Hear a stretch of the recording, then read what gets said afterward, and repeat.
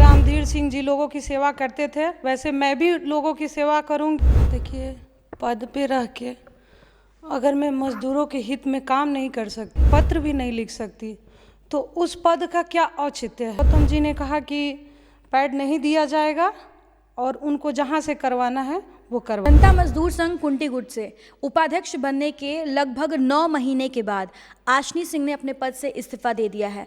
आखिर क्या वजह है कि इस तरह से उन्होंने इस्तीफा दिया? हम सीधा विस्तार से बातचीत करते हैं। हमारे साथ यहाँ पर आशनी सिंह जी मौजूद हैं, हम उनसे विस्तार से जानते हैं। सबसे पहले बहुत बहुत स्वागत है। धन्यवाद। अचानक से आपने जो इस्तीफा दिया, इसके पीछे क्या वजह है? देखिए, पद पे रह के अगर मैं मजदूरों के हित में काम नहीं कर सकती, किसी की मदद नहीं कर सकती, यहाँ तक कि एक पत्र भी नहीं लिख सकती, तो उस पद का क्या औचित्य है। इसीलिए मैं उस पद को इस्तीफा दे दी। लगभग 9 महीने आप इस पद पर रही हैं, तो इन 9 महीनों में क्या आपको ऐसा पहले भी कभी महसूस हुआ था या फिर अचानक से आपको लगा कि शायद आप वो कार्य नहीं कर पा रही जो आप करना चाहती हैं? देखिए, पहले तो हमने कुछ नहीं किया। अभी कुछ दिन पहले ये कोयला भवन के गेट के सामने कुछ स्थानीय लड़कों ने उस पर धरना दिया था। उनकी मांगे थी कि उनको मतलब जितने ये 300 आउटसोर्सिंग कंपनियां चलती हैं उसमें उन लोगों को लगाया जाए, प्राइवेट जॉब में लगाया जाए कि उनकी रोजी रोटी चले।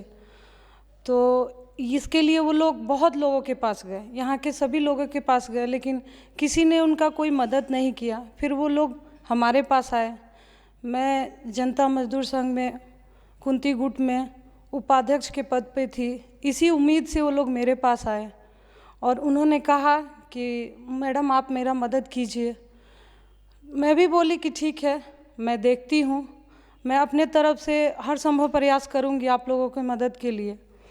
और उसी माध्यम से मैं जनता मजदूर संघ के वो कतरास मोड़ पे ऑफिस है, वहाँ पे मैं पैड के लिए भेजी थी।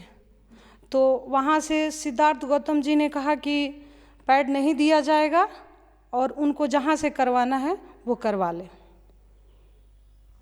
तो यानी कि जिस तरह से आप उपाध्यक्ष के पद पर है लेकिन आपको पैड नहीं दिया जा रहा, यही वजह रही कि आपने ये फैसला तुरंत ऑन स्पॉट ले लिया कि अब आगे आप इसे कंटिन्यू नहीं करना?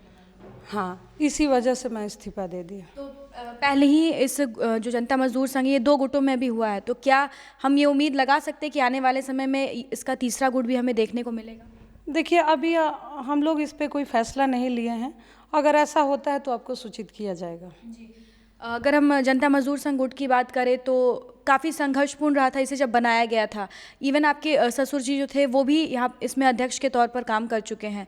लोगों को काफ़ी उम्मीद है, जनता जो मजदूर हैं उन्हें काफ़ी उम्मीद है आप लोगों से।